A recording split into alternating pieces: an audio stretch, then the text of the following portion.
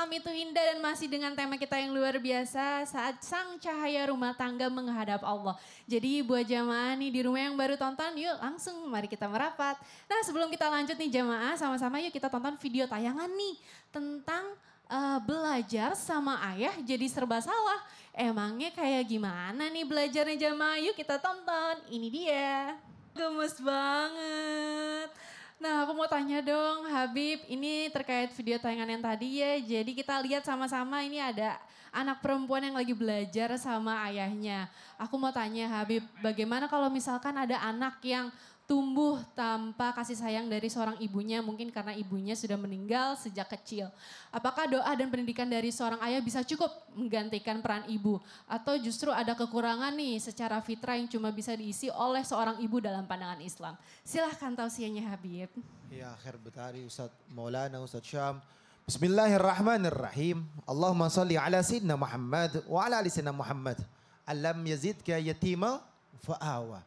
Jelas bahwasanya Rasulullah Shallallahu Alaihi Wasallam memiliki seorang ibu yang meninggal pada usia 6 tahun. Pada usia 6 tahun. Siti Aminah meninggal pada usia Rasulullah Shallallahu Alaihi Wasallam 6 tahun. Dilanjutkan diasuh oleh kakek beliau Abdul Muthalib dan paman beliau Abu Talib, yang dimana Rasulullah Shallallahu Alaihi Wasallam tidak diasuh langsung oleh ibunya sampai besarnya. Ibu ini memiliki sebuah keunikan dan keistimewaan. Bahwasanya tetap Allah Subhanahu wa taala yang menghendaki manusia tersebut menjadi anak yatim atau menjadi anak yang piatu. Sehingga apa? Sehingga Allah tetapkan daripada kebaikan di dalamnya. Dengan ridhonya Allah Subhanahu wa taala. Oleh karena itu, doa bapak juga sama, mustajab. Doa bapak juga mustajab terhadap anak-anaknya. Doa ibu pun sama, mustajab terhadap anak-anaknya.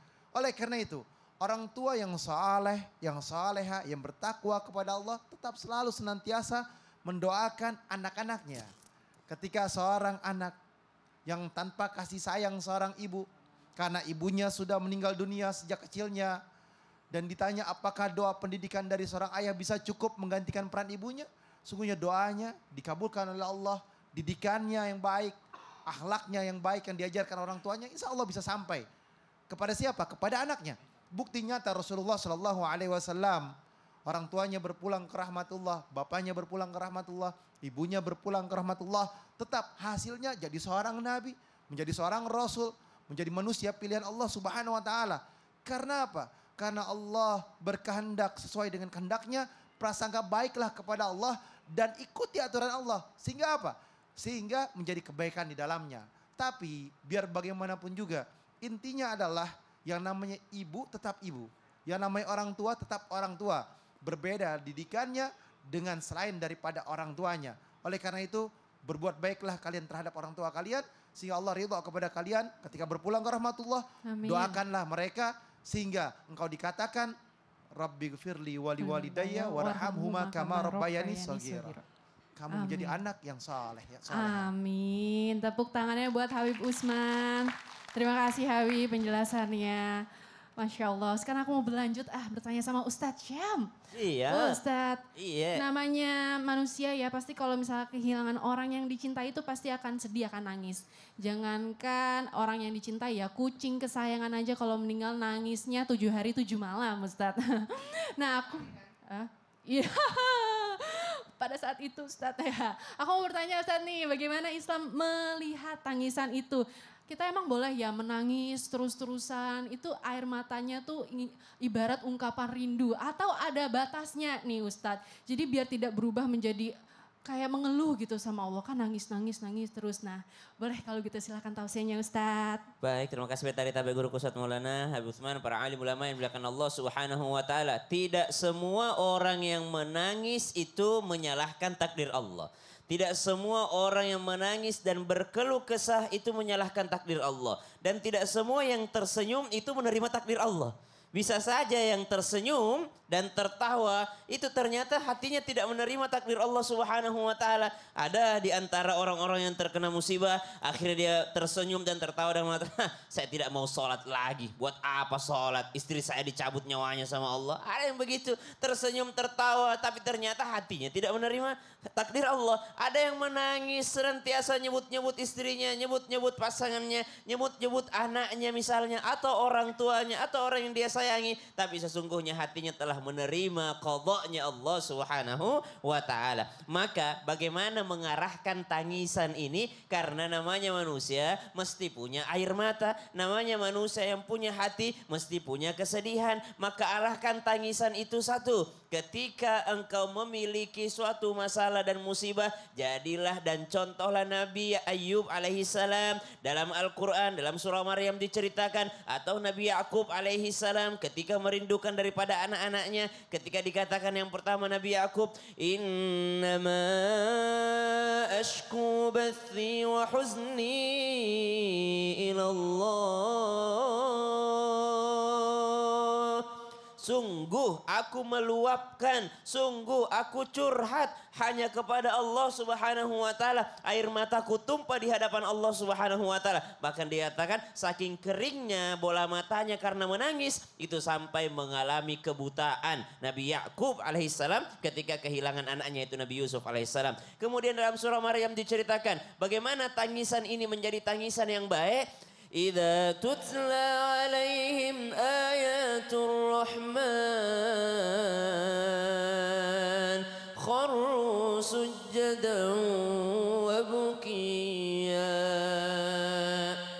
Ada air mata yang dicintai sama Allah, yaitu air mata yang mengalir ketika dibacakan ayat-ayatnya Allah. Jadi bukan karena dia merindukan saja, tapi karena dibacakan ayat-ayatnya Allah. Oh, dunia ini tempatnya ujian, pasti ada yang meninggal, menangis dia, subhanallah. Itu jadi air mata yang dicintai sama Allah. Dan ada naungan di hari kiamat hanya diberikan kepada orang-orang yang ketika sendiri dia menangis, menangisi dosa-dosanya. Masya Allah. Jadi yang bukan nangis karena nonton drama Korea gitu ya. Air mata kan mengalir gitu kan. Kadang-kala juga kita kalau nonton teringat sesuatu, ya Allah ternyata saya sejahat itu kepada ibu saya. Ya, Saya jadi sejahat renungan itu. gitu. Menjadi Itu renungan. juga bisa gitu ya. Saya nggak menyalahin yang nonton. Masya Saya juga Allah. nonton. Oh, terima kasih Ustadz Syam. Tepuk tangan dong jamaah.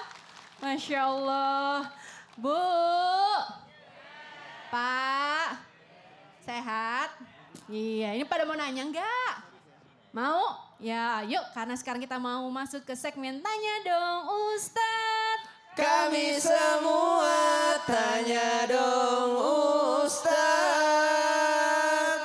Tapi tunggu dulu sebentar, di segmen sebelumnya Ustadz Maulana, bener? Iya, sebelumnya kita tuh ada harus ibu-ibu yang minta tantrum. Namanya klarifikasi. Iya. Sinilah Ibu. Kemari Ibu, Masya Allah. Ya Tepuk Allah. tangan dong buat Ibu. Ya Allah, ya Allah. Enggak gigit Bu, silakan Bu. Iya Bu, nggak apa-apa. Mana mic-nya? Ya, kasih. Sini Bu. Silakan Ibu, lihat ke sana. Silakan perkenalkan namanya. Assalamualaikum warahmatullahi wabarakatuh. Waalaikumsalam warahmatullahi wabarakatuh. Nama saya Upi Hartati Upi Artati. dari Majlis Taklim Al-Mukminin Kota Dumai, Riau. Tepuk tangan dulu. Masya Allah, keren banget. Ibu boleh ke tengah lagi Bu? Iya, iya, iya. Masya Allah. Pertanyaannya tolong diulang. Tanya dong Ustadz, Iya.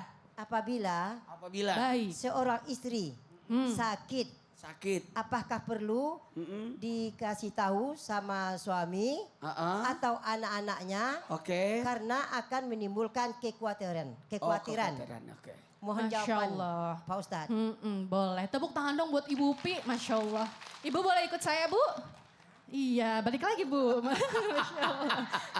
Silahkan Ustadz Maulana, boleh tepuk tangannya untuk Ustadz Maulana. Izin Habib dan Ustaz Sam. Bismillahirrahmanirrahim. Allahumma salli ala sayyidina Muhammad wa ala ali sayyidina Muhammad. Pertanyaan Ibu bagus banget. Tepuk tangan dulu dong. Ada kalanya seorang wanita ketika dia sakit dia menyembunyikan karena takut jangan sampai menimbulkan kecemasan. Jangan sampai menghilangkan ketenangan. Bahkan bisa jadi menimbulkan masalah lebih besar. Tapi tanpa disadari, sebenarnya ketika ada yang sakit, ada baiknya menyampaikan. Karena dalam hal ini ada hak keluarga untuk mengetahui keadaan yang sebenarnya. Jangan sampai timbul kesalahpahaman. Kenapa sih istri saya malas banget? Padahal dia sakit tapi dia tidak mau sampein. Kenapa sih istri saya tidak mau dideketin? Ternyata dia punya penyakit yang tidak mungkin dia sampaikan. Ini bahaya juga. Seorang wanita ada baiknya menyampaikan dalam hal ini. 1, konsultasi. 1, 2, 3. Konsultasi. Itu benar. Penting untuk mencari solusi permasalahan dengan mengadakan konsultasi.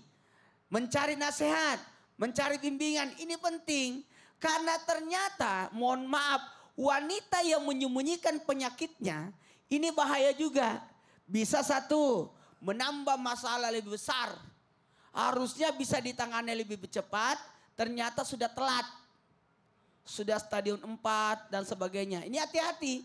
Ya apalagi, yang kedua, mohon maaf, ada hak dalam hal ini suami untuk mengetahui kondisi pasangannya. Harus. Tidak boleh disembunyikan. Karena kenapa? Maaf, apalagi ada nanti bentuk kekecewaan. Jujur itu penting, tapi jujur pada tempatnya. Masya Allah, betul. Boleh aja kita sampein, ya. Aduh. Iya. Karena saya pernah mengalami. Masya. Waktu istri saya sakit. Tapi beliau pada saat itu terus terang ke Ustadz Maulana. Enggak, beliau sembunyikan. Sampai saya harus dapat kabar, ya udah telat. Gak apa-apa. Tepuk tangan dong buat Ustadz Maulana. Keren sekali Ustadz Maulana kita yang satu ini. Masya Allah. Ibu bagaimana klarifikasinya sudah jelas ya? Ibu kenapa tangannya begitu terus? Tangan, iya itu maksudku Bu. Masya Allah.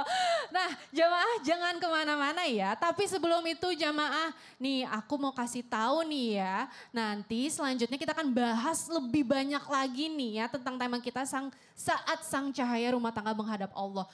Kira-kira mau bahas apa lagi ya? Pokoknya banyak banget deh jamaah. Jadi jangan kemana-mana ya. Tetap di Islam itu Indah. Jamaah. Alhamdulillah.